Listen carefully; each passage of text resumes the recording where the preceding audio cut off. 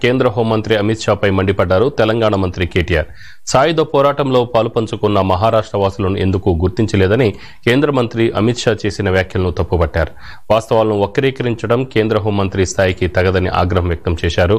సిరిసిల్ల జిల్లా ఎల్లారెడ్డిపేట మండలం దుమాల గ్రామంలో దళిత బంధు పథకంలో భాగంగా మంజూరైన రైస్ మిల్లును ప్రారంభించారు.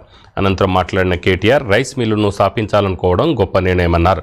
రైస్ మిల్ యూనిట్ విజయవంతంగా నడవాలని, రాష్ట్రం మొత్తానికి ఇది ఆదర్శంగా నిలవాలని ఆకాంక్షించారు.